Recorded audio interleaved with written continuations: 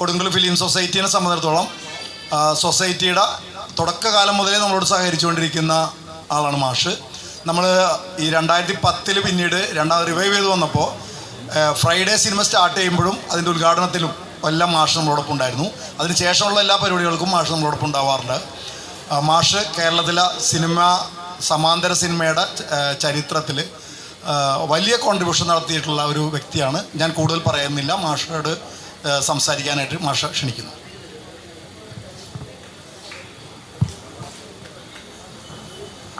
Kodungallur film സൊസൈറ്റിയെ കുറിച്ച് പറഞ്ഞതുകൊണ്ട് ഒരു കാര്യം പ്രത്യേകിച്ച് ഞാൻ ഓർക്കുകയാണ്. ചെറുപ്പക്കാർക്ക് അത് പറയണമെന്നില്ല. ഇപ്പം എൻ്റെ പോലെ താടിയും തലയൊക്കെ നരച്ചവർക്ക് ചിലപ്പോൾ ഓർമ്മയുണ്ടാവും. പണ്ട് ഈ ഫിലിം സൊസൈറ്റിയെ മുന്നോട്ട് കൊണ്ടുപോയിരുന്ന കൃഷ്ണകുമാർ ഇപ്പോൾ നമ്മുടെ കൂടെ ഇല്ല. ഫോർട്ട് സ്റ്റുഡിയോ എന്നായിരുന്നു സ്റ്റുഡിയോയുടെ പേര്. അപ്പോൾ എൻ്റെ ഒരു ധാരണ അനുസരിച്ചിട്ട് ഒരുപക്ഷെ കേരളത്തിലെ ആദ്യത്തെ ക്യാമ്പസ് ഫിലിം അദ്ദേഹമായിരിക്കും എടുത്തിട്ടുണ്ടാവുക. കോഴിക്കോട് യൂണിവേഴ്സിറ്റിയിൽ പഠിക്കുമ്പോഴും മറ്റും അദ്ദേഹം ഉപാസന നമ്മുടെ പടം എടുത്തിട്ടുണ്ട്. അത് പെട്ടെന്ന് ഓർത്തു അത്രയേ ഉള്ളൂ. അതുപോലെ ഹുസൈനൊക്കെ അക്കാലത്ത് സുവനീർ ഇറക്കാറുണ്ട് ഫിലിം സൊസൈറ്റിയുടെ. അതിലൊക്കെ ഞാൻ എഴുതിയിട്ടുണ്ട്. ഏതായാലും ഞാൻ വിഷയത്തിലേക്ക് കടക്കാൻ ശ്രമിക്കാം. ഇപ്പോൾ ഞാൻ സുഹൃത്ത് ഷാജിയോട് സംസാരിക്കുമ്പോൾ ഏറ്റിരുന്നൊരു കാര്യം, ഈ വിഷയത്തിൽ വേണ്ടത്ര അറിവൊന്നും എനിക്കില്ല. അപ്പോൾ ഞാൻ ആ ഒരു കാര്യം പറഞ്ഞപ്പോൾ അദ്ദേഹം പറഞ്ഞു, ഷാജി പറഞ്ഞെന്താ വെച്ചാൽ മാഷ് ലോക സിനിമയായിട്ട് മുൻനിർത്തിയിട്ട് ഒരു ആമുഖം പറഞ്ഞാൽ മതി, മറ്റത് ടീച്ചർ പറഞ്ഞോളെന്നാണ്. ലോക ചരിത്രത്തിൽ നമുക്കറിയാം വളരെ പ്രഗത്ഭയായിട്ടുള്ള ഒരു സംവിധായിക, അവർ മരിച്ചിട്ട് അധികം കൊല്ലമായിട്ടില്ല, ഒരു 10-15 കൊല്ലമായിട്ടുണ്ടാവുള്ളൂ. തൃശ്ശൂർ ഫിലിം ഫെസ്റ്റ് തുടങ്ങുന്ന സന്ദർഭത്തിൽ അവരുടെ ഓർമ്മയ്ക്കായിട്ട് 2 പടങ്ങൾ ഉൾപ്പെടുത്തിയിട്ടുണ്ടായി. അപ്പോൾ ആ പടങ്ങൾ ഉൾപ്പെടുത്തുന്നതിനെ കുറിച്ച് ഒരു ചർച്ച ഉണ്ടായി, വേണോ വേണ്ടതെന്ന്. അത് അവരുടെ പേര് ലെനി റീഫൻസ്റ്റാളാണ്. അവർ പ്രശസ്തയായിട്ടുള്ള ഫോട്ടോഗ്രാഫറുമാണ്. അപ്പോൾ അവർ 2 പടങ്ങൾ, ട്രയം ഓഫ് ദ വിൽ, അതേപോലെ ഒളിമ്പിയ, 2 ഭാഗമായിട്ട് ഈ 2 പടങ്ങൾ അത് ഹിറ്റ്ലറുടെ സ്വേച്ഛാധിപത്യത്തെ ന്യായീകരിച്ചുകൊണ്ട് അല്ലെങ്കിൽ അതിനെ സൗന്ദര്യവൽക്കരിച്ചുകൊണ്ട് എടുത്തുള്ള പടങ്ങളാണ്. ഒരു ട്രയം ഓഫ് ദ വീൽ എന്നുള്ള സിനിമയാണ് തുടങ്ങുമ്പോൾ തന്നെ ആകാശമാണ് കാണിക്കുക, മേഘങ്ങളാണ്.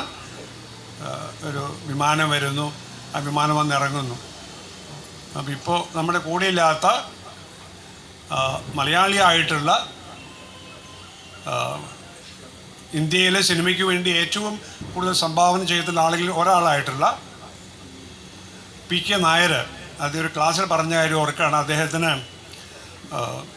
നമ്മുടെ ജയശ്രീ അവാർഡ് കൊടുക്കണമെന്ന് ഞങ്ങളിൽ ചിലർ ഒരു കമ്മിറ്റിയിലുള്ളപ്പോൾ എന്നെ ഒരു കമ്മിറ്റിയിൽ വിളിച്ചപ്പോൾ ഞാൻ ആ കമ്മിറ്റിയിൽ പോകാൻ തന്നെ കാരണം അദ്ദേഹത്തിൻ്റെ പേര് പറയാമെന്ന് വെച്ചിട്ടാണ്. അപ്പോൾ പറഞ്ഞു അദ്ദേഹത്തിന് കൊടുക്കാൻ പറ്റില്ല, കാരണം അദ്ദേഹം ചെയ്ത ജോലി മുഴുവൻ ഗവൺമെൻറ്റിൻ്റെ ഒരു ജോലിക്കാരനായിട്ട് ചെയ്തതാണ്, അതുകൊണ്ട് എടുക്കാൻ പറ്റില്ല പറയണ്ടായി. അദ്ദേഹം പൂന ഫിലിം ആർക്കൈവിൻ്റെ പ്രധാനപ്പെട്ട ആളായിരുന്നല്ലോ. അപ്പോൾ അദ്ദേഹം പറഞ്ഞുള്ള കാര്യം ഞാൻ ഓർക്കുകയാണ്. ഈ ട്രയം ഓഫ് ദി വില്ലാണെന്ന് തോന്നുന്നു, അതിൻ്റെ തുടക്കത്തിലെ മേഘങ്ങളാണ്, എന്നിട്ട് ഈ വിമാനം താഴേക്ക് ഇറങ്ങി വരികയാണ്. അപ്പോൾ അത് ഒരു അവതാര പുരുഷനായിട്ട് ആ ഹിറ്റ്ലർ രക്ഷകനായിട്ട് വരുന്നു എന്നത് സൂചനയുണ്ട് എന്ന് അദ്ദേഹം പറഞ്ഞൊരു ഓർമ്മ, അത് പറഞ്ഞു അത്രയേ ഉള്ളൂ. അപ്പോൾ ലോകസിനിമ ചരിത്രത്തിൽ അത്തരം ധാരാളം പടങ്ങളുണ്ട്. അപ്പോൾ വേറൊരു അർത്ഥത്തിൽ, ഈ അർത്ഥത്തിൽ എടുത്തതല്ലാതെ ക്യാബിനറ്റ് ഓഫ് കലിഗരി ഫിലിം സൊസൈറ്റിയിൽ പണ്ടൊക്കെ അംഗമായിട്ടുള്ള ആളുകൾ പതിവായിട്ട് കാണുന്നൊരു ചിത്രമാണ് ക്യാബിനറ്റ് ഓഫ് കലിഗരി. അടുത്ത കാലത്ത് നമ്മുടെ കേരളത്തിൻ്റെ നാടകോത്സവത്തിൽ ദീപൻ ശിവരാമൻ അതൊരു നാടകോത്സവത്തിലാണെന്ന് തോന്നുന്നു, അല്ലെങ്കിൽ ഇതിന് പുറത്താണോ അറിയില്ല, ഒരു നാടകമായിട്ട് അവതരിപ്പിക്കുകയുണ്ടായി. ഇറ്റ്ഫോക്കിലുണ്ടായിരുന്നു, പക്ഷേ ഇറ്റ്ഫോക്കിലാണ് വന്നിരുന്നു. അത് ഒരു ബ്ലാക്ക് ആൻഡ് വൈറ്റ് സിനിമ പോലെയാണ്. കണ്ടവർക്കൊക്കെ ഓർമ്മയുണ്ടാവും. വേഷമൊക്കെ ഈ കറുപ്പും വെളുപ്പമായിട്ട് ആ സിനിമയെ ഓർമ്മിപ്പിച്ചുകൊണ്ടാണ് അദ്ദേഹം ആ നാടകം അവതരിപ്പിച്ചത്. Cabinet of Caligari. Cabinet of Caligari ഒരു ഫാഷിസ്റ്റ് പടമാണെന്ന് പറയാൻ പറ്റില്ല, പക്ഷെ ഒരു ഫാഷിസ്റ്റ് എങ്ങനെയാണ് പെരുമാറുന്നത് എന്നൊരു സൂചന അതിലുണ്ടെന്നാണ് പറയുക. അതിൽ ആ കേന്ദ്ര കഥാപാത്രം അതൊക്കെ പെട്ടെന്ന് ഓർത്തു അത്രയേ ഉള്ളൂ. ഇന്ത്യയുടെ പശ്ചാത്തലത്തിൽ എടുക്കുകയാണെങ്കിൽ നമുക്കറിയാം, കുറച്ച് കാലമായിട്ട് ഇന്ത്യയിൽ ഈ സിനിമ രംഗം പല രീതിയിൽ ഫാഷിസ്റ്റ് ആയിട്ടുള്ള ആളുകൾ കൈയടക്കാൻ നോക്കിക്കൊണ്ടിരിക്കുകയാണ്.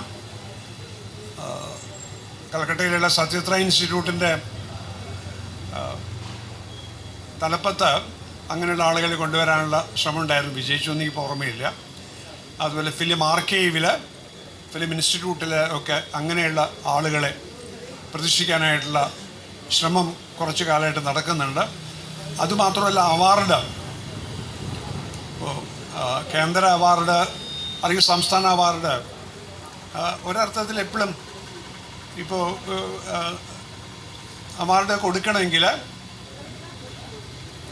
ആർക്കാണ് അവാർഡ് കൊടുക്കേണ്ടതെന്ന് പറയേണ്ട കാര്യമില്ല.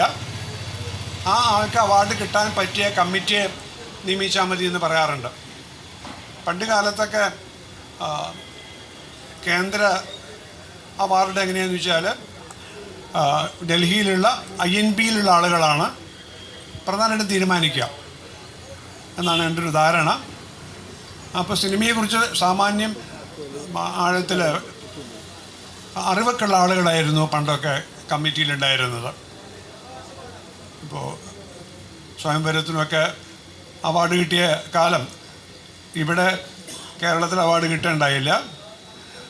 ഇവിടെ ആ കമ്മിറ്റിയിൽ പി കെ നായർ ഉണ്ടായിരുന്നു തോന്നുന്നു. പി കെ നായർ തൻ്റെ വ്യത്യസ്തമായ അഭിപ്രായം അതിൽ രേഖപ്പെടുത്തിയെന്ന് തോന്നുന്നുണ്ട്. പക്ഷെ അദ്ദേഹം അവിടെ കേന്ദ്രത്തിലുണ്ടായിരുന്നു തോന്നുന്നു. അങ്ങനെ ആ ചിത്രത്തിന് ഒന്നിൽ കൂടുതൽ അവാർഡ് കിട്ടാനുണ്ടായി. അപ്പോൾ ഇന്ന് കാലത്ത് നിർമാല്യം PO എന്ന് പറഞ്ഞൊരു സിനിമ, ഒരു 44 മിനിറ്റ് സിനിമ കാണി ഫിലിം സൊസൈറ്റിയുടെ ആഭിമുഖ്യത്തിൽ ചങ്ങനംകുളത്ത് പ്രദർശിപ്പിക്കാനുണ്ടായി. അപ്പോൾ സംവിധായകൻ മുഹമ്മദ് ഊട്ടിയും മറ്റുള്ള ആളുകളൊക്കെ ഉണ്ടായിരുന്നു. ആലങ്കോടി ലീലാകൃഷ്ണനും അതുപോലെ പ്രിയനന്ദനൻ അവരൊക്കെ ഉണ്ടായിരുന്നു. ആദ്യ പ്രദർശനമായിരുന്നു. അത് കഴിഞ്ഞിട്ട് നിർമാല്യവും പ്രദർശിപ്പിക്കാനുണ്ടായി. അപ്പോൾ ഈ ചിത്രം, ഈ നിർമാല്യം PO എന്നുള്ള ചിത്രത്തിൽ ഈ ചോദ്യം ചോദിക്കുന്നുണ്ട്. നമ്മൾ പലപ്പോഴും കേട്ടില്ലേ ചോദ്യം. അപ്പോൾ അല്ലെങ്കിൽ ആ അഭിപ്രായം MT പറയാറുണ്ടല്ലോ, ഇന്നാണെങ്കിൽ അങ്ങനെ ഒരു സിനിമ പിടിക്കാൻ പറ്റില്ല, നമ്മളൊക്കെ പറയാറുണ്ട്. അത് ഈ വലതുപക്ഷ കക്ഷികളും പറഞ്ഞിട്ടുണ്ട്. ഇന്നാണെങ്കിൽ ഞങ്ങളത് അനുവദിക്കില്ല എന്നാണ് അവർ പറയാറുള്ളത്. ഈ കല അത്തരത്തിലുള്ള ധിക്കാരങ്ങൾക്ക്, അത്തരത്തിൽ വിഗ്രഹ ഭഞ്ജനത്തിനൊക്കെ സാധ്യത ഉണ്ടായിരിക്കേണ്ട ഒരു മാധ്യമമാണ്. അത് വിഗ്രഹങ്ങളെയൊക്കെ തകർക്കാനുള്ള സാധ്യത, തീർച്ചയായിട്ടും അതിനുള്ള അപകട സാധ്യതകളുണ്ട്. അക്ബർ കക്കട്ടിൽ അദ്ദേഹത്തിന് പണ്ട് എഴുതിയൊരു കഥയുടെ പേരിൽ അദ്ദേഹത്തിന് ചെറിയ ഭീഷണി നേരിടേണ്ടി വന്നിട്ടുണ്ട്, വർഷങ്ങൾക്ക് മുമ്പ് എഴുതിയൊരു കഥയുടെ പേരിൽ. അപ്പോൾ കലാകാരികൾക്കൊക്കെ തീർച്ചയായിട്ടും അത്തരമൊരു അപകട സാധ്യതയുണ്ട്. പക്ഷെ വലതുപക്ഷ ശക്തികൾ അവരെ ആക്രമിക്കാതിരിക്കണമെങ്കിൽ നമ്മളെപ്പോലുള്ള പ്രേക്ഷകർ, കല ആസ്വദിക്കുന്നവർ, കല ആഴത്തിൽ മനസ്സിലാക്കുന്ന ആളുകൾ അവരുടെ കൂടെ നിൽക്കണം. അതിൽ ഫിലിം സൊസൈറ്റികൾക്ക് വലിയ പ്രാധാന്യമുണ്ട്. കേരളത്തിൽ ഇപ്പോൾ ഇന്നലെ നാട്ടികയിൽ ഈ ഫിലിം ഫെസ്റ്റിവൽ ഭാഗമായിട്ട് രത്തീന സംവിധായകൻ രത്തീന ഉണ്ടായിരുന്നു. അപ്പോൾ രത്തീന പറയായിരുന്നു, രത്തീന മദ്രാസിലാണ് അധികാലം ഉണ്ടായിരുന്നത്. ഈ കേരളത്തിൽ ഇത്രയും ഫിലിം സൊസൈറ്റികളുണ്ട്, ഇവരുടെ പ്രവർത്തനമൊക്കെ ഇത്രയും ശക്തമാണെന്ന് അവർ അറിഞ്ഞിരുന്നില്ല പറയുന്നുണ്ട്. ഈ കേരളത്തിൽ ഉള്ള ഫിലിം സൊസൈറ്റികളുടെ പ്രവർത്തനമാണ് മറ്റൊരു സിനിമ കേരളത്തിൽ കൂടുതൽ ഉണ്ടാകാനുള്ള സാധ്യത ഉണ്ടാക്കിയത്.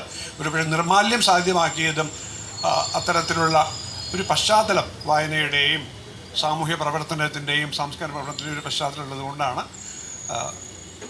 അതുകൊണ്ട് എനിക്ക് ഇവിടെ എടുത്തു പറയാനുള്ളത്, നമ്മുടെയൊക്കെ ഉത്തരവാദിത്വം പണ്ടത്തേക്കാൾ കൂടുതലാണ്. പ്രേക്ഷകർ എന്ന നിലയ്ക്ക്, എഴുത്തുകാർ എന്ന നിലയ്ക്ക്, സാംസ്കാരിക പ്രവർത്തകർ എന്ന നിലയ്ക്ക് കൂടുതൽ ഞാൻ സംസാരിക്കുന്നില്ല. ഈ വിഷയത്തെക്കുറിച്ച് കൂടുതൽ സംസാരിക്കാനുള്ള ഉത്തരവാദിത്വം ഞാൻ സുഹൃത്ത് അനൂപ് പാപ്പച്ചനെ ഏൽപ്പിക്കുകയാണ്. ഞാൻ അന്ന് എന്നോടിത് പറയുമ്പോൾ ഷാജിയോട് പറഞ്ഞിരുന്നു എൻ്റെ ബുദ്ധിമുട്ട്. അപ്പോൾ എന്നാലും തീർച്ചയായിട്ടും വരണമെന്ന് പറയാനുണ്ടായി. വരുന്ന വഴിക്ക് ട്രാഫിക് ബ്ലോക്കൊക്കെ ഉള്ളതുകൊണ്ടാണ് കുറച്ച് വൈകിയത്. ഒരു ബസ് ഒരു കാറിലൊന്ന് മുട്ടി. അപ്പോൾ വീണ്ടും അതൊക്കെ അതുകൂടെ വെച്ച് വൈകിയത്. ഷൺവാസ് മാഷ്ക്ക് നന്ദി.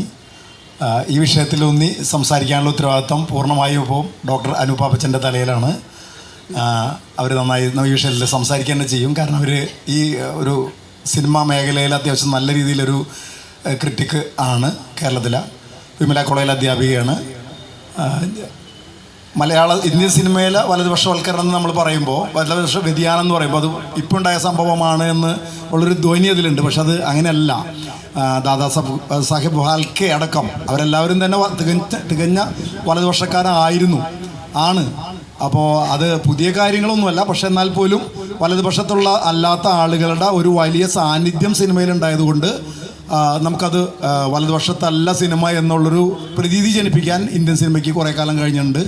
പ്രത്യേകിച്ച് മലയാള സിനിമകൾക്കൊക്കെ കഴിഞ്ഞിട്ടുണ്ട് എന്നൊക്കെയാണ് നമുക്കൊക്കെ തോന്നുന്നത്. എന്തായാലും ഞാൻ ഡോക്ടർ അനൂപ് പാപ്പച്ചനെ ക്ഷണിക്കുന്നു. സൊസൈറ്റിയിലെ പ്രവർത്തകരെ, പ്രിയപ്പെട്ട നാട്ടുകാരെ, ഇവിടെ എനിക്ക് തോന്നുന്നു രണ്ടാം വട്ടമാണ് വരുന്നത്. എന്തുകൊണ്ടാണ് വീണ്ടും വരാൻ തോന്നുന്നത്, അല്ലെങ്കിൽ നമ്മൾ ഒരുമിച്ച് കൂടുന്നത് എന്നുള്ളത് തന്നെ വളരെ പ്രസക്തമാണ്. കാരണം ഇങ്ങനൊരു വിഷയം ഒരു 10 ആളോ അല്ലെങ്കിൽ 15 ആളോ അല്ലെങ്കിൽ വേണ്ട 2 ആളെങ്കിലും കൂടി ഇരുന്ന് സംസാരിക്കുന്നത് എന്നത് തന്നെ വലിയൊരു രാഷ്ട്രീയ പ്രവർത്തനമായിട്ട് കാണുകയാണ്. ഇവിടെ അനൂപ് സൂചിപ്പിച്ചതുപോലെ ഇത് ഇന്ന് രാവിലെ ഉണ്ടായൊരു വിഷയമല്ല എന്ന് നമുക്ക് എല്ലാവർക്കും അറിയാം. പക്ഷേ ഈ അടുത്ത ദിവസങ്ങളിൽ എനിക്ക് തോന്നുന്നു ഈ വിഷയത്തിൻ്റെ പോസ്റ്റർ ഇട്ട ദിവസം, എനിക്ക് തോന്നുന്നു ഷാജി മാഷിൻ്റെ പോസ്റ്റർ ഫേസ്ബുക്കിൽ ഇട്ട ദിവസം തന്നെ അതിൻ്റെ താഴെ ആരുടെ ഒരു കമൻറ്റ് ഞാൻ കണ്ടത് ഇങ്ങനെയാണ്: സിനിമയല്ലേ, അതൊരു വിനോദോപാധിയല്ല, അത് അങ്ങനെ കണ്ടാൽ പോരെ, എന്തിനാണ് അനാവശ്യ കാര്യങ്ങളൊക്കെ നമ്മൾ ചർച്ച ചെയ്യുന്നത്, അല്ലെങ്കിൽ അതിനാ രീതിയിൽ ആസ്വദിച്ചാൽ പോരെ എന്നുള്ള നിഷ്കളങ്കരായ ഇൻവെർട്ടഡ് കോമ അങ്ങനെ സിനിമ ആസ്വദിക്കാൻ കഴിയുന്ന ഒരു പറ്റം രാഷ്ട്രീയരായിട്ടുള്ള ആളുകൾ ഒരു വശത്തുണ്ട്. മറുവശത്ത് സിനിമ എന്ന് പറയുന്ന കലയെ, മാധ്യമത്തെ തങ്ങളുടെ ലക്ഷ്യത്തിനനുസരിച്ച്, രാഷ്ട്രീയമാവാം, സാമൂഹികമാകാം, മതമാവാം, ഏത് രീതിയിലും ഏത് തരത്തിലുള്ള സ്ഥാപനങ്ങളോട് ചേർത്തും സജീവമായി ഉപയോഗിക്കാൻ കഴിയുന്ന കുശാഗ്ര ബുദ്ധിയുള്ള ഒരു പറ്റം ആളുകൾ അപ്പുറത്തും നിൽക്കുമ്പോഴാണ് നമ്മൾ സിനിമ വീണ്ടും വീണ്ടും കാണുകയും കണ്ട സിനിമകളെ വീണ്ടും വീണ്ടും ഒന്നുകൂടി വിശകലനം ചെയ്യുകയും ചെയ്യുന്നത്. അപ്പോൾ ഈ അടുത്ത ദിവസങ്ങളിലാണ് നമ്മൾ ചില വാർത്തകൾ അടുപ്പിച്ച് കേൾക്കാൻ തുടങ്ങുന്നത്. പ്രത്യേകിച്ചും അതായത് സിനിമ കാണാൻ വേണ്ടി ഹനുമാൻ ഒരു സീറ്റ് ഒഴിച്ചിട്ട് കൊടുക്കുക, മറ്റൊന്ന് ഷാരൂഖ് ഖാൻ എന്ന് പറയുന്ന നടൻ്റെ സിനിമ ബഹിഷ്കരിക്കാൻ ആഹ്വാനം ചെയ്യുക, വേറൊന്ന് കേരള സ്റ്റോറി പോലുള്ള, കാശ്മീർ ഫയൽസ് പോലുള്ള സിനിമകൾക്ക് ടാക്സ് ഒഴിവാക്കി കൊടുക്കുക.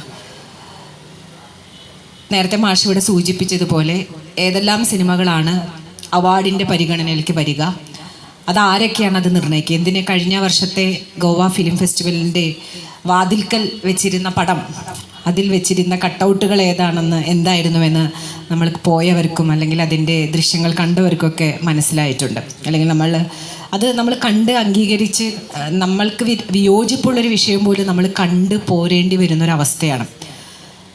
മലയാളത്തിലൊരു പക്ഷേ എനിക്ക് തോന്നുന്നു VK ജോസഫൊക്കെ എഴുതിയിട്ടുണ്ട്, ധ്രുവം പോലുള്ള സിനിമകൾ വന്നതിന് ശേഷമാണ് അത്തരത്തിലുള്ള വലതുപക്ഷ വ്യതിയാനം കൃത്യമായിട്ട് പുറത്തേക്ക് വരുന്ന രീതിയിലുള്ള ഒരു രാഷ്ട്രീയത്തെക്കുറിച്ച് നമ്മൾ ചർച്ച ചെയ്തു തുടങ്ങിയത്. എന്നാൽ റീസെൻ്റായി ഏറ്റവും പുതിയ ഇപ്പോൾ ഈ 2020 ശേഷം 23 വീട് എന്ന് പറയുന്ന സിനിമ, അതായത് നമ്മുടെ കോവിഡ് കാലത്തെ ബോളിവുഡിൽ നിന്ന് വന്ന സിനിമയാണ്. നമ്മുടെ കോവിഡ് കാലത്തെ പലായനത്തെക്കുറിച്ചും അല്ലെങ്കിൽ അതിഥി തൊഴിലാളികൾ അനുഭവിക്കുന്ന പ്രശ്നങ്ങളെക്കുറിച്ചും സർക്കാരിൻ്റെ നിസ്സംഗതയെക്കുറിച്ചൊക്കെ പരാമർശിക്കുന്ന ഒരു ബോളിവുഡ് സിനിമയായിരുന്നു. എന്നാൽ ആ സിനിമയുടെ ട്രെയിലർ വന്നപ്പോൾ തന്നെ നിരവധി പ്രതിഷേധങ്ങൾ ഉണ്ടാവുകയും സർക്കാരിനെതിരെയാണെന്നുള്ള ഒരു പ്രചാരണം അഴിച്ചുവിടുകയും അതിലെ പല വിഷ്വൽസും അല്ലെങ്കിൽ പല ഭാഗങ്ങളും കട്ട് ചെയ്ത് കളഞ്ഞിട്ടാണ്, അതായത് നേരത്തെ അപ്പുറത്തൊരു ആവിഷ്കാര സ്വാതന്ത്ര്യത്തിന് വേണ്ടത്ര അത് ടാക്സ് ബെനിഫിറ്റ് കൊടുക്കുക, കാശ്മീർ ഫയൽസ് പ്രധാനമന്ത്രി ഉൾപ്പെടെ, രാജ്യത്തിൻ്റെ പ്രധാനമന്ത്രി ഉൾപ്പെടെ, അതിൻ്റെ സംവിധായകനും പ്രധാനമന്ത്രിയും അതിൻ്റെ നിർമ്മാതാവും ഒരുമിച്ച് ഇത് രാജ്യം കാണേണ്ട ചിത്രമാണ്, അത്രയും ആവിഷ്കാര സ്വാതന്ത്ര്യം അപ്പുറത്ത് കൊടുത്തിട്ട് ഇപ്പുറത്ത് നമ്മുടെ നാട്ടിൽ അല്ലെങ്കിൽ ലോകം മുഴുവൻ വ്യാപിച്ച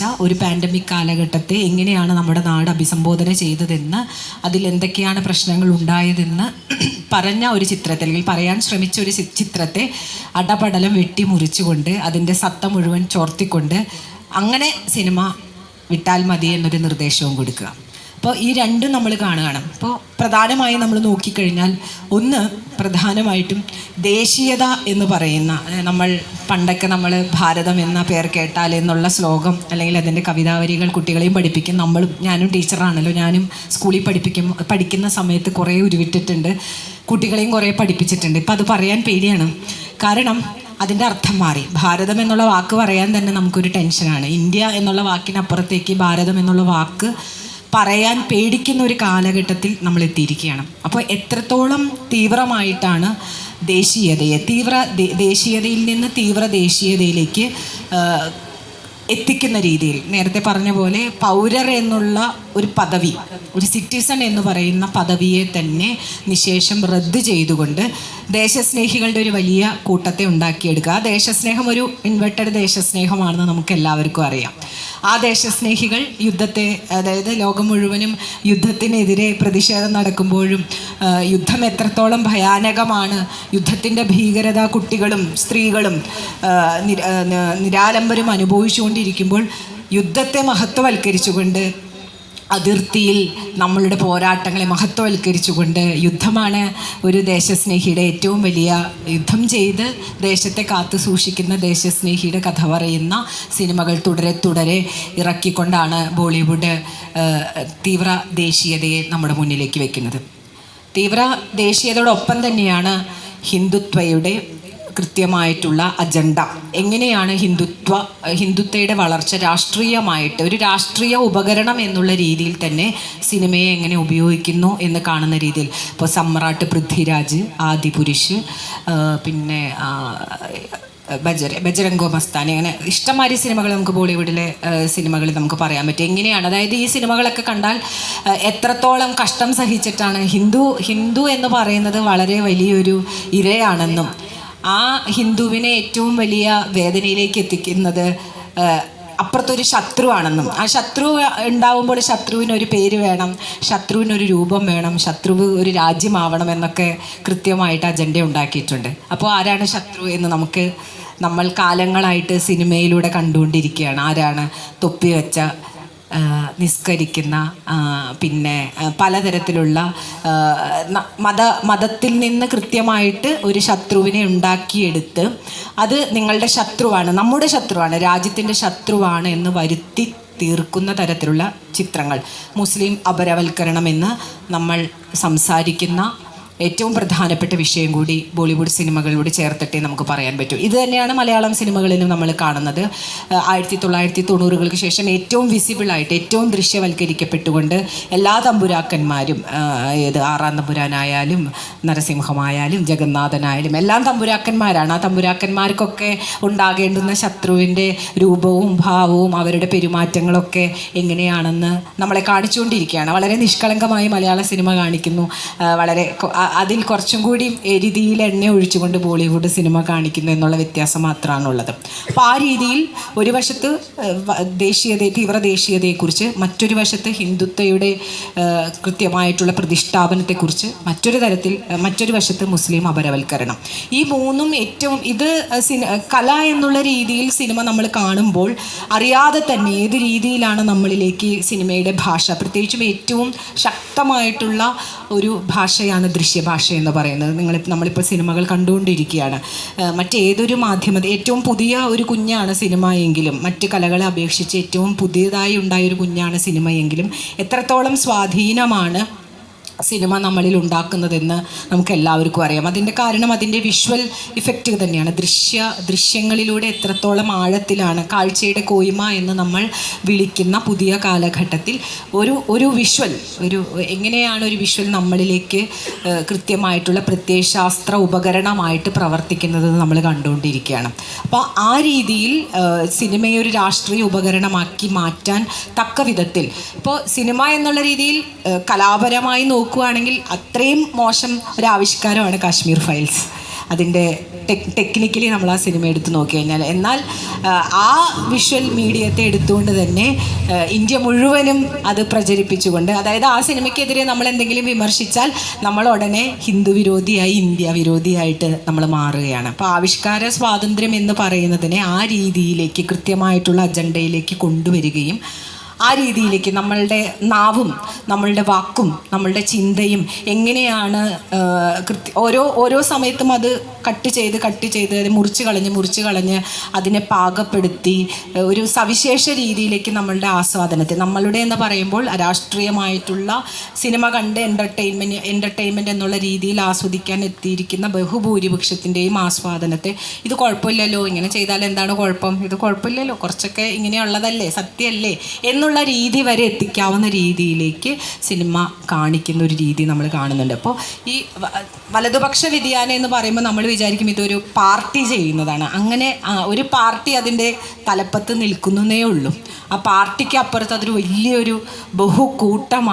വലിയ ബഹുകൂട്ടമായിട്ട് തന്നെ നമ്മളതിനെ മനസ്സിലാക്കേണ്ടതുണ്ട്. കാരണം അത് കേവലം ഒരു പാർട്ടിയുടെ അജണ്ട മാത്രമായിട്ടല്ല നമ്മുടെ ആസ്വാദന ശീലങ്ങളിലേക്ക്, നമ്മുടെ വിനിമയ ശീലങ്ങളിലേക്ക് വരുന്നത് എന്നുകൂടി നമ്മളുടെ സാധാരണ ജീവിതത്തിൽ, കേരളീയ ജീവിതത്തിൽ നമ്മൾ അറിഞ്ഞോ അറിയാതെയോ തന്നെ അനുവർത്തിച്ച് പോരുന്ന പലതും വലതുപക്ഷ അജണ്ടകൾക്ക് അനുകൂലമായി തന്നെ, അത് ജാതിയാവട്ടെ, മതമാവട്ടെ, വിശ്വാസമാവട്ടെ, ആചാരമാകട്ടെ, സ്ത്രീ പുരുഷ ജീവിതങ്ങളിലുള്ള ഇടപെടലാവട്ടെ, ജെൻഡർ സ്പേസുകളാവട്ടെ, ഇതിലൊക്കെ നമ്മൾ അറിയാതെ തന്നെ ഈ രീതിയിലേക്ക് കൊണ്ടുപോകത്തക്ക രീതിയിൽ അതൊരു പക്ഷേ വളരെ പൈങ്കിളിവൽക്കരിച്ചിട്ടാവാം, അല്ലെങ്കിൽ അതിലെ രാഷ്ട്രീയമൊക്കെ ഇതൊരു കോമഡി പടം, ഇത് ഫാമിലി ചിത്രം, ഇത് രസിക്കാൻ മാത്രമുള്ള ചിത്രം എന്നൊക്കെ നമ്മളെ പറ്റിച്ചിട്ട് ടാഗ് ലൈനൊക്കെ ഇട്ടിട്ട് ഇടുന്ന മലയാള സിനിമകളിലും ഇതൊക്കെ തന്നെയാണ്.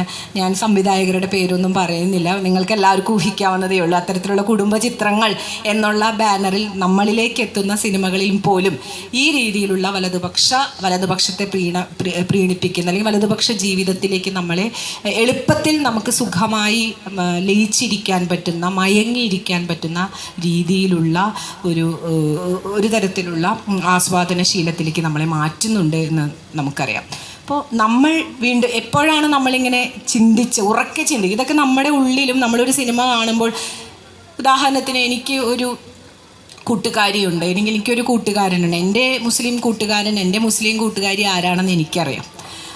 ഞാൻ ഈ സിനിമയിൽ ഒരു മുസ്ലിമിനെ കാണിക്കുമ്പോൾ എനിക്ക് ഉറപ്പാണ് ഇതല്ല എൻ്റെ മുസ്ലിം കൂട്ടുകാരൻ, ഇതല്ല എൻ്റെ മുസ്ലിം കൂട്ടുകാരി എന്ന് എനിക്ക് ഉറപ്പായിരിക്കെ ഞാൻ കാണുന്നത് സത്യമാണെന്ന് എന്നെ വിശ്വസിപ്പിക്കുന്ന രീതിയിലേക്കാണ് സിനിമ അതിൻ്റെ ദൃശ്യാഖ്യാനം ചെയ്യുന്നത്. അപ്പോൾ തന്നെ എനിക്ക് സംശയം ഉണ്ടാകുന്നുണ്ട്, പക്ഷേ എനിക്ക് പ്രതികരിക്കാനുള്ള ശേഷി ഇല്ലാതാക്കത്തക്ക വിധത്തിൽ, അല്ലെങ്കിൽ എൻ്റെ പ്രതികരണം തെറ്റാണ്, അങ്ങനെയല്ല, അത് അപ്പുറത്ത് ഇങ്ങനെയൊക്കെയാണ്, നിൻ്റെ കൂട്ടുകാരി ചിലപ്പോൾ ഇങ്ങനെയായിരിക്കാം, പക്ഷേ 99% അപ്പുറത്ത് അങ്ങനെയാണ് എന്ന് നമ്മളെ കപടമായി കാപട്യത്തോടു കൂടി ബോധിപ്പിക്കുന്ന രീതിയിലുള്ള ഒരു ദൃശ്യത്തിൻ്റെ കൊടുക്കലാണ്. അത് ഇങ്ങനെ തള്ളിവിടുകയാണ്, ഒന്നിന് പുറകെ ഒന്നായി പലതരത്തിലുള്ള ഷോട്ടുകളിലൂടെ. അത് ചിലപ്പോൾ വളരെ ക്ലോസപ്പ് ഷോട്ടിൽ നമ്മൾ ഒരു ഒരു കുറ്റവാളിയെ, നമ്മൾ ഒരു തൊപ്പി വെച്ച കുറ്റവാളിയെ കാണുമ്പോൾ, ഒരു നിസ്കാര തയമ്പ് വെച്ച ഒരാൾ, അയാൾ എപ്പോഴും കുറ്റവാളിയായി നമ്മളൊരു കുട്ടിക്കാലത്ത് കണ്ടുകൊണ്ടിരിക്കുമ്പോൾ, ഒരു കുട്ടി കുറച്ച് വലുതായി വരുമ്പോഴേക്കും ഇത്തരത്തിലുള്ള സിനിമകളിലൂടെ അയാൾക്ക് കിട്ടുന്ന, ആ കുട്ടിക്ക് കിട്ടുന്ന ആസ്വാദനത്തിൽ കൃത്യമായിട്ടുള്ള പ്രശ്നമുണ്ട് എന്നുള്ളതിന് ഞാൻ തന്നെയാണ് സാക്ഷി. കാരണം എനിക്ക് എൻ്റെ വ്യക്തി ജീവിതത്തിൽ നിന്ന് തന്നെ പറയാൻ പറ്റും. ഞാൻ ജനിച്ചതും പഠിച്ചതും വളർന്നതുമായിട്ടുള്ള സാഹചര്യങ്ങളിൽ എനിക്ക് കിട്ടിയ ഓറിയൻറ്റേഷൻ, നമുക്ക് കിട്ടിയിട്ടുള്ള ഇത്തരത്തിലുള്ള ഓറിയൻറ്റേഷൻ, ഈ നെഗറ്റീവ് ഓറിയൻറ്റേഷൻ എന്ന് പറഞ്ഞത് സിനിമയിൽ നിന്ന് തന്നെയാണ് എന്നുള്ളതാണ്. എനിക്കും എൻ്റെ കൂട്ടുകാർക്കും തത്തുല്യമായിട്ടുള്ള അനുഭവങ്ങൾ ചേർത്ത് വയ്ക്കുക. അതായത് നമുക്ക് യാതൊരു തരത്തിലുള്ള ദുരനുഭവങ്ങളും നമ്മുടെ സമൂഹത്തിൽ നിന്ന് ഉണ്ടായിട്ടില്ലായിരിക്കെ എവിടെ നിന്നാണ് നമുക്ക് ഇത്തരത്തിലുള്ള തീവ്ര വിരുദ്ധ ബോധം ഉണ്ടാകുന്നത് എന്ന് പറഞ്ഞാൽ അത് കല തന്നിട്ടുള്ളതാണ്. ഇങ്ങനെയാണ് കല നമ്മുടെ ഇടയിൽ ഇടപെടുന്നത്.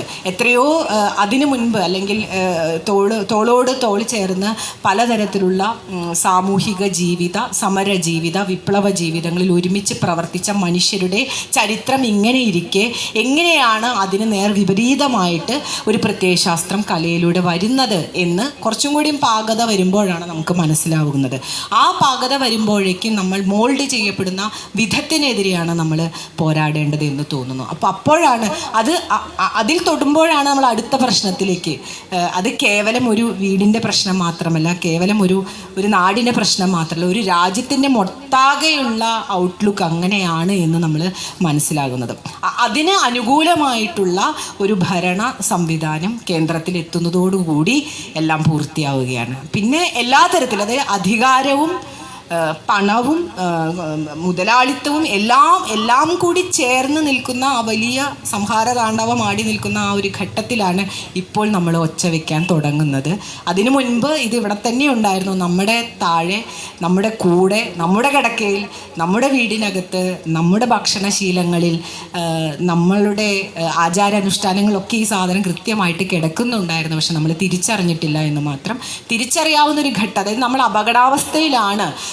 ഒരു പക്ഷേ ഒരു സിനിമ തിയേറ്ററിലേക്ക് കടക്കുമ്പോൾ, അല്ലെങ്കിൽ നമ്മളെ ഏറ്റവും അധികം കാണികളെ ആസ്വദിക്കുന്ന ഒരു കളിയാണ് ക്രിക്കറ്റ്. അപ്പോൾ അങ്ങനെ ഒരു ക്രിക്കറ്റ് കളി കാണാനിരിക്കുമ്പോൾ എതിരായി കളിക്കുന്ന ഒരു രാജ്യത്തെ ഒരാൾ ഔട്ടായി പോകുമ്പോൾ ജയ് ശ്രീറാം വിളിക്കുന്ന ജയ് ശ്രീറാം എന്ന ഒച്ച ആർത്ത് വിളിക്കുന്ന, ക്രൂരമായി അലറി വിളിക്കുന്ന, കാണുന്ന, അത് കേൾക്കുന്ന ഒരു സമൂഹം അല്ല ഈ പുതിയ കാലത്ത് നമ്മൾ കേൾക്കുകയാണ്. നമ്മൾ മുമ്പും ക്രിക്കറ്റ് കളി കണ്ടിട്ട് ഇതേ അവസ്ഥ തന്നെയാണ് എനിക്ക് തോന്നുന്നത്. ഏതിൽ മുഷ്കിൽ എന്ന് പറയുന്ന സിനിമ, ആ സിനിമയിൽ ഒരു അഭിനേതാവിനെ അഭിനയിപ്പിച്ചതിൻ്റെ പേരിൽ ആ സിനിമയിലെ അതിന് മാപ്പ് പറയേണ്ടി വന്നു സംവിധായകന് ഇന്ത്യയിൽ. എന്നാലോചിച്ച് നോക്കണം. നിങ്ങൾ ആലോചിച്ച് നോക്കിയാൽ മതി, ബോളിവുഡിലെ ഈ ഹിന്ദി സിനിമയിൽ ഏറ്റവും അധികം പ്രേക്ഷകരുള്ളത് പാകിസ്ഥാനിലാണ്. ബഹുഭൂരിപക്ഷം ഏതാണ്ട് 10-15 കോടിയിലധികം, 15 ലക്ഷത്തിലധികം പ്രേക്ഷകർ ബോളിവുഡ് സിനിമ കാണുന്നത്, അല്ലെങ്കിൽ ബോളിവുഡിലെ സിനിമകളുടെ പ്രേക്ഷകരായിട്ട് വരുന്നത് പാകിസ്ഥാൻകാരാണ്. അപ്പോൾ അവിടുത്തെ ഒരാളെ ബോളിവുഡ് സിനിമയിൽ അഭിനയിപ്പിച്ചതിൻ്റെ പേരിൽ സംവിധായകൻ മാപ്പ് പറയുകയും ഇനി അങ്ങനെ ഉണ്ടാകില്ല എന്ന് ആവർത്തിക്കുകയും ചെയ്യേണ്ടി വരുന്ന ഒരു അവസ്ഥ ഇന്ത്യയിൽ ഉണ്ടാവുകയാണ്. അതേപോലെ തന്നെ ഇത്തരത്തിലുള്ള ഈ പറഞ്ഞ യുദ്ധ ചിത്രങ്ങളോ അല്ലെങ്കിൽ അതിർത്തിയുടെ ജീവിതവുമായി ബന്ധപ്പെട്ട സിനിമകൾ വരുമ്പോഴോ കൃത്യമായിട്ടുള്ള രാഷ്ട്രീയ അജണ്ട അതിനകത്ത് പ്രവർത്തിക്കുകയും, അത് ബോളിവുഡിൽ മാത്രമല്ല മലയാള സിനിമയിലും രാജ്യസ്നേഹ സിനിമകൾ കണ്ടാൽ നമുക്കറിയാവുന്നതേ ഉള്ളൂ, നമുക്ക് മനസ്സിലാക്കാൻ പറ്റും അതെങ്ങനെയാണെന്നുള്ളത്. അപ്പോൾ ഇത് ഇപ്പോൾ കാശ്മീർ ഫയൽസോ അല്ലെങ്കിൽ ആദിപുരുഷോ എന്തിന് ബാഹുബലി, RRR പോലുള്ള സിനിമകൾ തന്നെ എടുത്തു നോക്കിയാൽ തന്നെ, ഇപ്പോൾ RRR എന്നുള്ള സിനിമയിൽ ഏറ്റവും അവസാനം അയാൾ ശ്രീരാമൻ്റെ രൂപം തന്നെയായിട്ട് മാറുകയാണ്. എല്ലാവരെയും അടിച്ചൊതുക്കി അവസാനം അയാൾക്ക് കിട്ടുന്ന ഒരു ഇമേജ് എന്ന് പറയുന്നത് ആ ഇമേജ് ശ്രീരാമൻ്റെ ഇമേജിലേക്ക് എത്തിക്കുകയാണ്. അപ്പോൾ അതാണ് നമ്മുടെ രാജ്യത്തിൻ്റെ യുഗപുരുഷൻ. ശ്രീരാമനാണ് രാജ്യത്തിൻ്റെ യുഗപുരുഷൻ. അയാളെയാണ് ആരാധിക്കേണ്ടത്. ഏത് രാജാവിനെയും, ഇപ്പോൾ ബാഹുബലിയിലാണെങ്കിലും അതിലെ ബാഹുബലി എന്ന് പറയുന്ന ബിംബത്തെ പോലും ഉണ്ടാക്കിയെടുക്കുന്ന, അയാളുടെ വസ്ത്രത്തിലായാലും അയാളുടെ ആചാരത്തിലായാലും അയാളുടെ ഉടുപ്പ് നടപ്പ് ശീലങ്ങളിലായാലും നമ്മൾ ഉണ്ടാക്കിയെടുക്കുന്ന ഇമേജ് എന്ന് പറയുന്നത് ഇത്തരത്തിലുള്ള ഹിന്ദുത്വ തീവ്രവാദത്തിൻ്റെ അല്ലെങ്കിൽ ഹിന്ദുത്വയുടെ ബിംബങ്ങൾ തന്നെയാണ്, അടയാളങ്ങൾ തന്നെയാണ് നമ്മൾ കാണുന്നത്.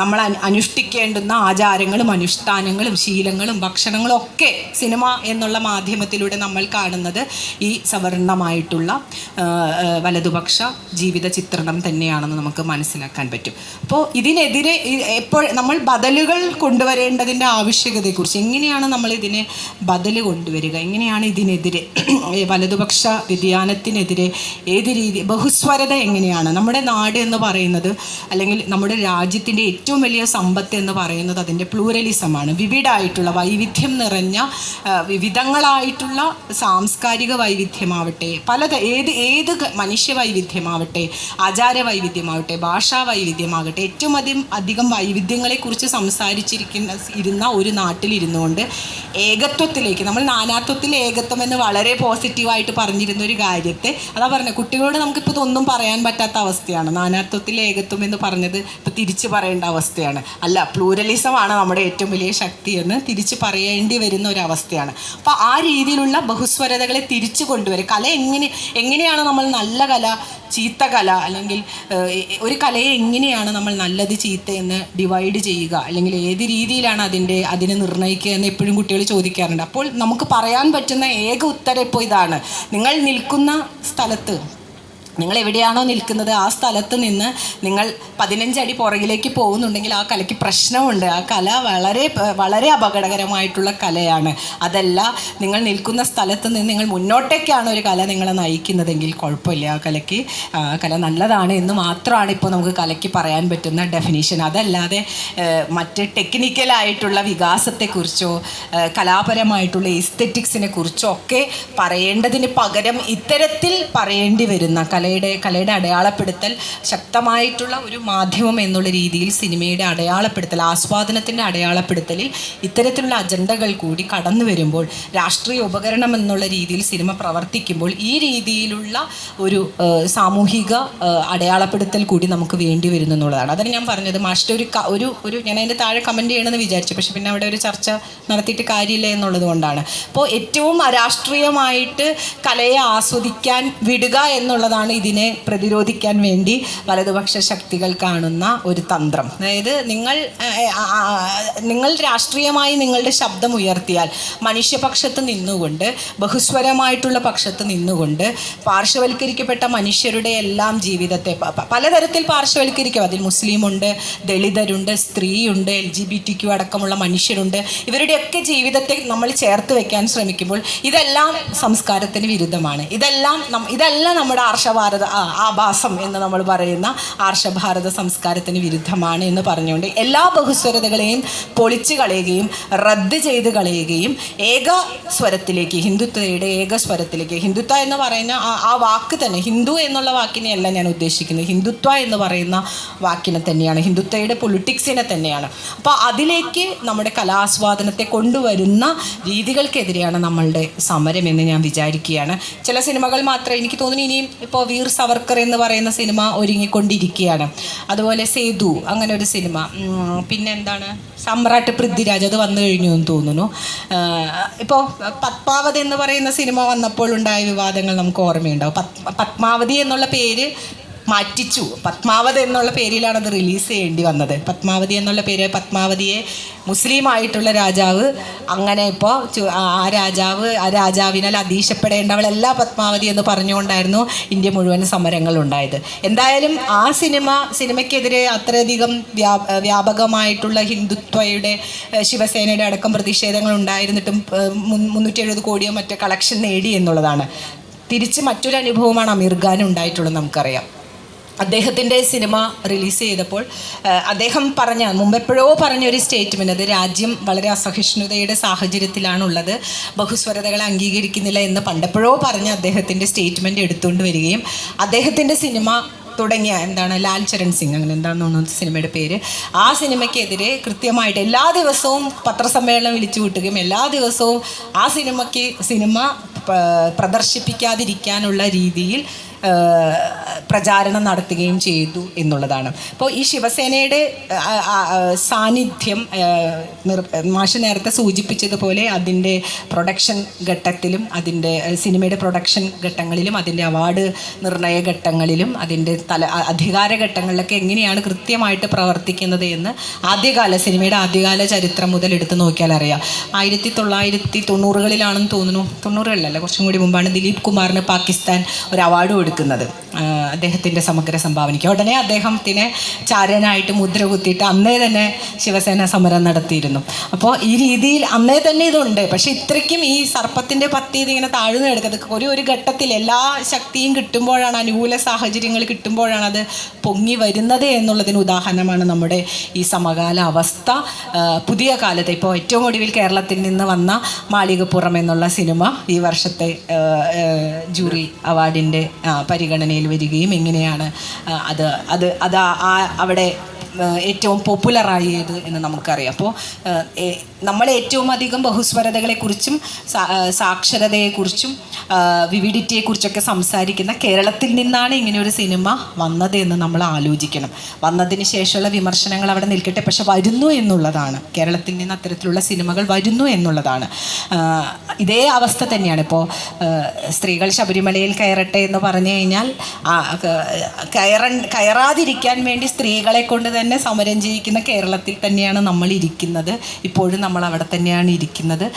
അപ്പോൾ നമ്മൾ ബോളിവുഡിനെ കുറിച്ച് പറയുന്ന അതേ തീവ്രതയോടുകൂടി തന്നെ കോളിവുഡിനെ കുറിച്ചും മോളിവുഡിനെ കുറിച്ചും ടോളിവുഡിനെ കുറിച്ചൊക്കെ പറയേണ്ടി വരും എന്നുള്ള അതിനെ അഭിസംബോധന ചെയ്യും. നമ്മൾ ഇനി അതിനെ അഭിസംബോധന ചെയ്യാതെ ഒരു പൗരർ എന്നുള്ള, ഈ രാജ്യത്ത് ജീവിക്കുന്ന പൗരർ എന്നുള്ള രീതിയിൽ ബദൽ ഉണ്ടാക്കുക എന്ന് പറഞ്ഞാൽ അത്ര എളുപ്പമുള്ള കാര്യമല്ല. നമ്മൾ സംസാരിച്ചാൽ, നമ്മൾ ഒച്ച ഉയർത്തിയാൽ നമ്മൾ അതിൻ്റെ പ്രത്യാഘാതം നേരിടേണ്ടി വരുന്നു എന്നുള്ളത് തന്നെ എത്രത്തോളം തീവ്രമാണ് അപ്പുറത്ത് നിൽക്കുന്ന ശക്തി എന്നുള്ളതിന് ഉദാഹരണമാണ്. കേവലം ഒരു ഫേസ്ബുക്ക് പോസ്റ്റിനെ പോലും പേടിക്കുന്നവരാണ് എന്നുള്ളതാണ്. ഒരു ഫേസ്ബുക്ക് പോസ്റ്റ് പോലും ഇപ്പോൾ നമ്മൾ ഇപ്പോൾ മാളികപ്പുറത്തിൻ്റെ സമയത്ത് ഞാനിട്ട ഫേസ്ബുക്ക് പോസ്റ്റ് പോലും എൻ്റെ അക്കൗണ്ട് പോലും ഒരാഴ്ച പൂട്ടിച്ച് കളഞ്ഞു എന്നുള്ളതാണ്. പോസ്റ്റും പോയി അക്കൗണ്ടും പോയി എന്നുള്ളതാണ്. ഇപ്പോൾ ഈ 15 ദിവസം ഞാൻ നാട്ടിലില്ലായിരുന്നു. ഞാൻ അമേരിക്കയിൽ പോയിട്ട് കർഷക സമരത്തിന് വേണ്ടി പോസ്റ്റ് ഇട്ടതിൻ്റെ പിന്നിൽ ഒരു 10 ദിവസത്തിന് 5 ദിവസം പോസ്റ്റും പോയി ഫേസ്ബുക്കും പോയിരിക്കുകയായിരുന്നു. അപ്പോൾ ഇതാണ് അവസ്ഥ. ഇതാണ് ഞാൻ ആവിഷ്കാര സ്വാതന്ത്ര്യത്തെക്കുറിച്ച് പറയുമ്പോൾ ഇവിടുത്തെ അവസ്ഥ. ഞാൻ വ്യക്തി അനുഭവത്തിൽ നിന്നാണ് ഞാൻ പറയുന്നത്.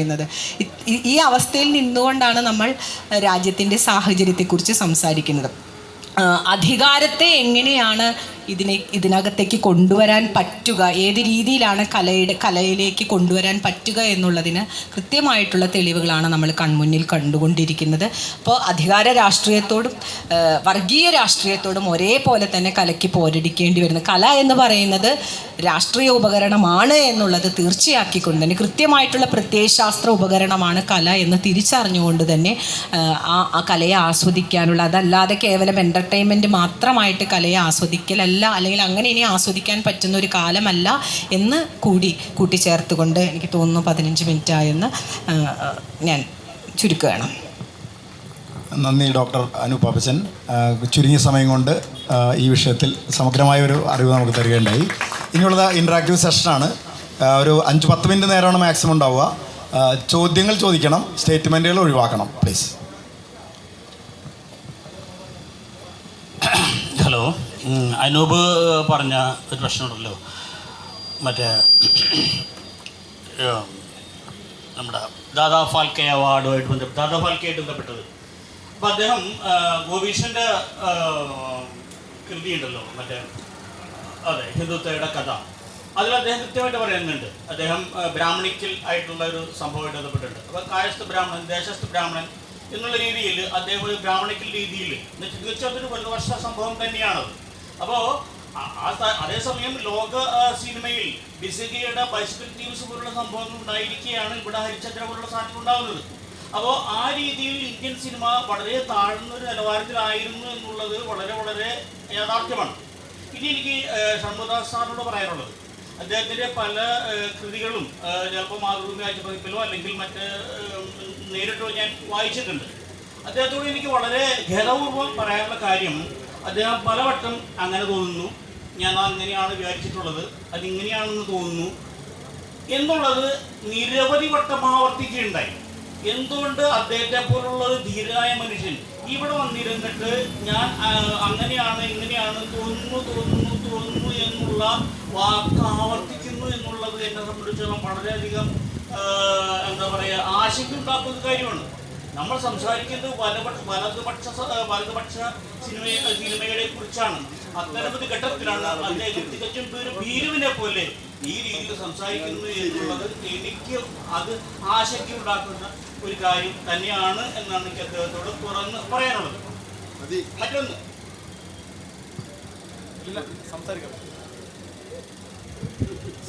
എന്തുകൊണ്ട് മതി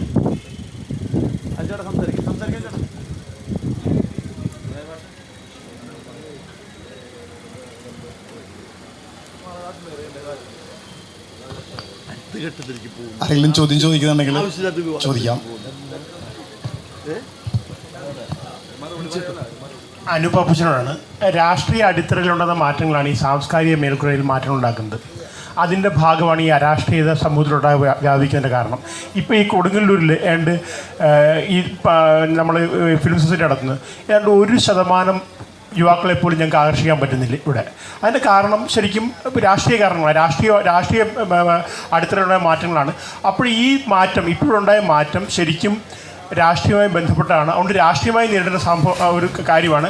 അതിന് നേരിട്ട് ജനങ്ങളോട് പലപ്പോഴും താങ്കൾ ഫേസ്ബുക്കിൽ എഴുതുമ്പോൾ ഫേസ്ബുക്ക് ബ്ലോക്കായി പോകുന്നു. അപ്പോൾ ജനങ്ങളോട് സംസാരിക്കാനുള്ള ഇനിയും ജനങ്ങളോട് ഡയറക്റ്റ് സംസാരിച്ചെങ്കിൽ മാത്രമേ ഈ രാഷ്ട്രീയ സമരം മുമ്പോട്ട് കൊണ്ടുപോകാൻ കഴിയുള്ളൂ. അതിനുള്ള കാര്യങ്ങൾ നമ്മൾ മുമ്പോട്ട് നടത്തേണ്ടതെന്നുള്ളതാണ് ചോദ്യം. തീർച്ചയായിട്ടും. ഇപ്പോൾ ഉദാഹരണത്തിന് ഏറ്റവും കൂടുതൽ കലാലയവുമായി ബന്ധപ്പെട്ട് നിൽക്കുന്ന ഒരാളെന്നുള്ള രീതിയിൽ കുറച്ചും കൂടി സൂക്ഷ്മമായിട്ടറിയാം. ഇതിൽ 2 വിഭാഗം ആളുകളെ നമ്മൾ അവിടെയും കാണുന്നുണ്ട് ഇതേപോലെ തന്നെ. അതായത് രാഷ്ട്രീയമായിട്ടുള്ള കുട്ടികളും എന്നാൽ കൃത്യമായിട്ടുള്ള രാഷ്ട്രീയ വിവേകമുള്ള രാഷ്ട്രീയ ബോധ്യമുള്ള കുട്ടികളും. പക്ഷെ അവിടെ ഒരു വിഷയം എന്താണെന്ന് വെച്ചാൽ ഈ രാഷ്ട്രീയ ബോധ്യമുള്ള കുട്ടികളെ, രാഷ്ട്രീയ വിവേകമുള്ള കുട്ടികളെ അത്തരത്തിലുള്ള ബോധ്യങ്ങളിൽ നിന്ന് മുന്നോട്ട് പോകാതിരിക്കാൻ സഹായിക്കുന്നത് നമ്മൾ ഉൾപ്പെടുന്ന സമൂഹം തന്നെയാണ്. അതായത് മാതാപിതാക്കളും ഈ അധ്യാപകരും, ഞാൻ ഉൾപ്പെടെയാണ് ഞാൻ പറയുന്നത്. നിങ്ങൾ സ്വാർത്ഥരായിട്ട് പോയാൽ മതി, ഇത്രയൊക്കെ മതി, ഭാരിച്ച കാര്യങ്ങൾ അന്വേഷിക്കേണ്ട എന്നുള്ള രീതിയിലുള്ള ട്രെയിനിങ്ങുകൾ കുട്ടികൾക്ക് കിട്ടുന്നുണ്ട്. പിന്നെ കേരളത്തിൻ്റെ മാത്രമല്ല ലോകത്തിൻ്റെ തന്നെ ഒരു സവിശേഷ മത്സര പരിസരത്തിൽ മുതലാളിത്ത രാജ്യങ്ങൾ, കോർപ്പറേറ്റുകൾ ഭരിക്കുന്ന ഒരു കാലഘട്ടത്തിൽ വ്യക്തിത്വ വികാസമോ അല്ലെങ്കിൽ സാമൂഹിക വികാസമോ രാഷ്ട്രീയ വികാസമോ അല്ല കുട്ടികൾക്ക് കൂടുതൽ ഓറിയൻറ്റേഷൻ കിട്ടുന്നത്. അപ്പോൾ പോലും നമ്മൾ ആലോചിച്ചാൽ അറിയാം, ഒരാവശ്യം വരുമ്പോൾ കർഷക സമരത്തിൽ ആരാണ് ഏറ്റവും മുതികൾ? ഈ ഫേസ്ബുക്കും ഈ ട്വിറ്ററും ഈ സോഷ്യൽ മീഡിയ മുഴുവനും തങ്ങളുടെ രാഷ്ട്രീയ ഉപകരണമായിട്ട് ഉപയോഗിച്ചത് കുട്ടികളാണ്, വിദ്യാർത്ഥി സംഘടനകളാണെന്ന് നമുക്ക് പറയാം. അപ്പോൾ ഞാൻ അതിനെ പോസിറ്റീവായി വിചാരിക്കുന്ന ഒരു കാര്യം, ഒരു ശരീരപ്രത്യക്ഷം എന്നുള്ള രീതിയിൽ ഇവിടെ ഇല്ല എങ്കിൽ പോലും ഇപ്പോൾ ലൈബ്രറികളിലേക്ക് പോകുമ്പോൾ നിരവധി ലൈബ്രറി വായനശാലകളുമായി ബന്ധപ്പെട്ട പരിപാടികളിൽ പോകുമ്പോഴും 60+ നമ്മളവിടെ കാണാറുള്ളൂ, 50+ നമ്മളവിടെ കാണാറുള്ളൂ. കുട്ടികളെ നമ്മളവിടെ കാണാറില്ല. അപ്പോൾ കുട്ടികളൊക്കെ വായിക്കുന്നില്ലേ എന്ന് നമുക്ക് സംശയം തോന്നും. പക്ഷെ കുട്ടികൾ വായിക്കുന്നുണ്ട്. പക്ഷെ അവർ ഡിജിറ്റലായിട്ടായിരിക്കാം വായിക്കുന്നത്, കിൻഡലായിട്ടായിരിക്കാം വായിക്കുന്നത് എന്നൊക്കെ സമാധാനിക്കാറുണ്ട്. പക്ഷേ എങ്കിൽ പോലും ഒരു രാഷ്ട്രീയമായിട്ടുള്ള പ്രതികരണത്തിൻ്റെ ആവശ്യം വരുമ്പോൾ കൃത്യമായിട്ട് ഉണരുന്ന ഒരു പക്ഷമെങ്കിലും ഇവിടെ ഉണ്ട് എന്നുള്ളതിന് തെളിവാണ് കർഷക സമരം ഉൾപ്പെടെയുള്ള കാര്യങ്ങളിൽ കുട്ടികളുടെ പ്രാതിനിധ്യം എന്ന് ഞാൻ കരുതുകയാണ്. പക്ഷേ നിലനിൽക്കുന്ന അധികാരത്തിൻ്റെ ഈ പറഞ്ഞ വ്യവസ്ഥയിൽ ബുദ്ധിമുട്ടാണ്, പാടാണ്. നേരത്തെ പറഞ്ഞ പോലെ നമുക്ക് എവിടെയാണ് ഒരു സ്പേസ് ഉള്ളതെന്നാണ്. നമ്മളൊരു സോഷ്യൽ മീഡിയ ഏറ്റവും ജനാധിപത്യപരമായിട്ട് നമ്മളൊരു അച്ചടി മാധ്യമത്തിൽ നിന്ന് സോഷ്യൽ സ്പേസിലേക്ക് വന്നപ്പോൾ എഡിറ്ററോ അല്ലെങ്കിൽ പത്രാധിപരോ ഒന്നും അയാളുടെ ഒന്നും പരിഗണനകളോ അല്ലെങ്കിൽ അയാളോട് വിധേയത്വമില്ലാതെ എഴുതാനുള്ള സ്ഥലം എന്നുള്ള രീതിയിലാണ് നമ്മൾ സോഷ്യൽ സ്പേസിലേക്ക് വരുന്നത്. പക്ഷെ ആ സോഷ്യൽ സ്പേസിൽ പോലും നമ്മൾ എന്തെഴുതണം, ഏത് വാക്ക് എഴുതിയാലാണ് നമ്മൾ കുടുങ്ങുക, അല്ലെങ്കിൽ നമ്മൾ അവിടെ നിന്ന് ഒഴിവാക്കപ്പെടുക, റദ്ദാക്കപ്പെടുക എന്ന് നമ്മൾ തിരിച്ചറിഞ്ഞുകൊണ്ടിരിക്കുന്ന ഒരു കാലമാണ്. പക്ഷെ അപ്പോൾ പോലും ഇങ്ങനെ പറഞ്ഞുകൊണ്ടിരിക്കലാണ് നമ്മുടെ രാഷ്ട്രീയം. നമ്മളെവിടെയാണ്, അതാ ഞാൻ ആദ്യമേ തന്നെ പറഞ്ഞത്, ഒരു 10 ആൾ കൂടുന്നു എന്നുള്ളത് തന്നെ വലിയൊരു സന്തോഷമാണ്.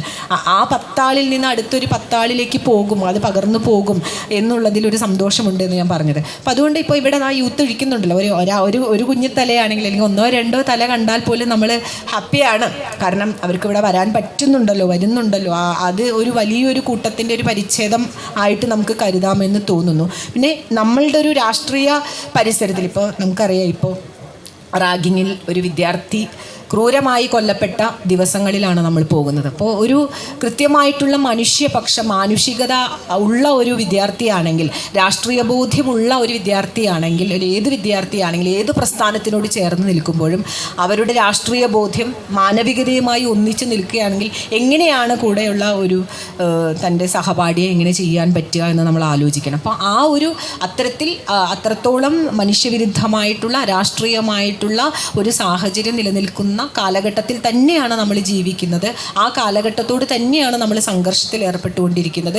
ആ സംഘർഷം ഉണ്ടാക്കുന്നതിന് ഇവിടുത്തെ രാഷ്ട്രീയ പാർട്ടികളും അധികാര രാഷ്ട്രീയത്തോട് ചേർന്ന് നിൽക്കുന്ന മൂല്യവ്യവസ്ഥകളും അത് ചേർത്ത് പറയണം. എങ്ങനെയാണ് രാഷ്ട്രീയം അധികാര രാഷ്ട്രീയമാവുകയും നിലനിൽക്കുന്ന മൂല്യവ്യവസ്ഥകളെ തകിടം മറിക്കുകയും ചെയ്യുന്നു എന്നാലോചിക്കണം. അപ്പം അതിനോട് ചേർന്ന് നിന്നുകൊണ്ടാണ് ഈ രാഷ്ട്രീയതയെ നമുക്ക് നിർവചിക്കാനും പറ്റുള്ളൂ. വിദ്യാഭ്യാസ കാലഘട്ടത്തെ കേവലം അതിനെ ഒരു ഉപയോഗ കാലഘട്ടമായി മാറ്റുകയും സാമൂഹിക പ്രസക്തമല്ലാത്ത രീതിയിൽ, അല്ലെങ്കിൽ സാമൂഹിക ലക്ഷ്യങ്ങൾ ഏതുമില്ലാതെ ഒരു അരാഷ്ട്രീയ ജീവിയായിട്ട് വളരാനുള്ള ഒരു സാമൂഹിക സാഹചര്യം ഇവിടെ നിലനിൽക്കുന്നുണ്ട് എന്നുള്ളത് നമ്മൾ അഭിസംബോധന ചെയ്തേ പറ്റും. പക്ഷെ എന്നാൽ പോലും ഞാൻ പ്രതീക്ഷയോടെയാണ് പുതിയ കുട്ടികളെ കാണുന്നത്. കുട്ടികളെ പഠിപ്പിക്കുന്ന ഒരു അധ്യാപിക എന്നുള്ള രീതിയിൽ എനിക്ക് പ്രതീക്ഷയുണ്ട് എന്ന് ഞാൻ കൂട്ടിച്ചേർക്കുകയാണ്. ഒരു ചോദ്യം കൂടി നമുക്ക് ചോദിക്കാം, കാരണം 6 മണിക്ക് നമുക്ക് വൈൻഡപ്പ് ചെയ്യേണ്ടതുണ്ട്. ആരെങ്കിലും ചോദിക്കുന്നുണ്ടെങ്കിൽ ആവാം.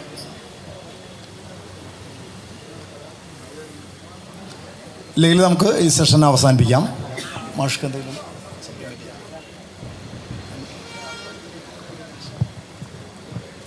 ഞാൻ തുടക്കത്തിൽ സൂചിപ്പിക്കുകയുണ്ടായി, സത്യത്തിൽ ഇവിടെ വന്ന് സംസാരിക്കേണ്ടിയിരുന്ന പ്രധാനപ്പെട്ട ഒരാൾ ഗോപികൃഷ്ണനാണ്. ഗോപികൃഷ്ണൻ്റെ നമ്മുടെ ചലച്ചിത്ര അക്കാദമിക്ക് വേണ്ടിയിട്ട് ഒരു പ്രോജക്റ്റ്, ഞാനാണത് ഒപ്പിട്ട ആൾ, അതിൻ്റെ അടുത്ത് ഇരിക്കുന്നുണ്ട്. സത്യത്തിൽ ഈ വിഷയത്തിൽ സിനിമയും ബന്ധപ്പെടുത്തിയിട്ട് സംസാരിക്കേണ്ട പ്രധാനപ്പെട്ട ആൾ നമ്മുടെ ഇവിടെ അടുത്താണ്. അദ്ദേഹം നാരായണപുരമാണ് ശരിക്കും അദ്ദേഹം നാട്. അദ്ദേഹമാണ് ശരിക്ക് യോജിച്ച ഒരാൾ എന്ന് ഞാൻ ഇപ്പോൾ ഓർക്കുകയാണ് പറയുന്നത്. ഗോപീഷനെ നമ്മൾ ഒഴിവാക്കിയത്, ഗോപീഷൻ ഞങ്ങളുടെ നിലയവിദ്വാനാണ് സ്ഥിരം. അപ്പോൾ അതുകൊണ്ട് തന്നെ എപ്പോഴും നമ്മൾ ഗോപീനെ ബുദ്ധിമുട്ടിക്കേണ്ടെന്ന് വെച്ചിട്ട് മാത്രമാണ് ഒഴിവാക്കിയത്.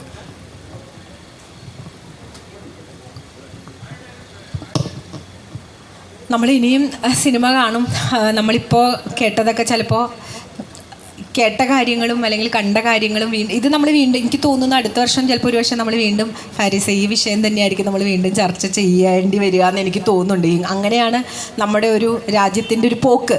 അപ്പോൾ ഈ അത്തരത്തിലുള്ള ഒരു കലാപരമായിട്ടാണെങ്കിലും സാങ്കേതികമായിട്ടാണെങ്കിലും രാഷ്ട്രീയമായിട്ടാണെങ്കിലും ഇതിങ്ങനെ ഈ രാജ്യത്ത് നടക്കൂ എന്നുള്ള ഒരു തരത്തിലുള്ള ഒരു അരക്ഷിതാവസ്ഥയും ഒരു നിസ്സഹായ അവസ്ഥയും ഒക്കെ അഭിസംബോധന ചെയ്തുകൊണ്ടാണ് നമ്മൾ നിൽക്കുന്നത്. ഇപ്പോൾ ഇവിടെ ഇരുന്നിട്ട് എനിക്കറിയില്ല അങ്ങനെ പറയാൻ പറ്റുമെന്ന്.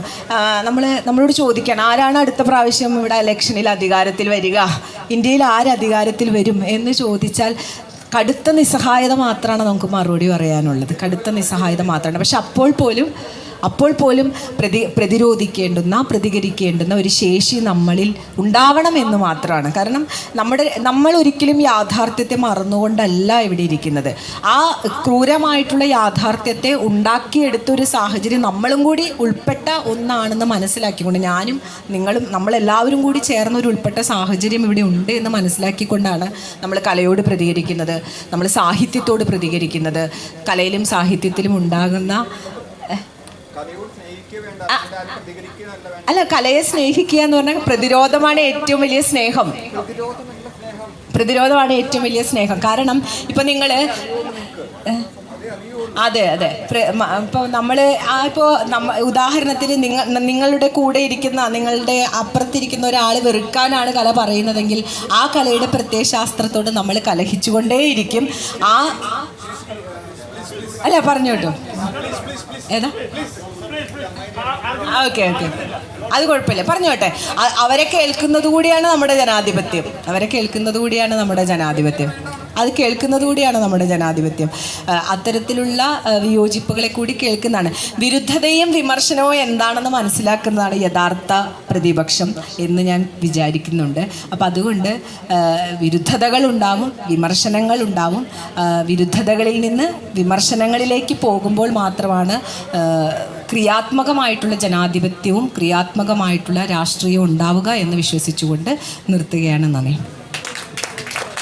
പങ്കെടുത്ത മുഴുവൻ ആളുകൾക്കും നന്ദി. ഈ പ്രോഗ്രാം അവസാനിച്ചിരിക്കുന്നു.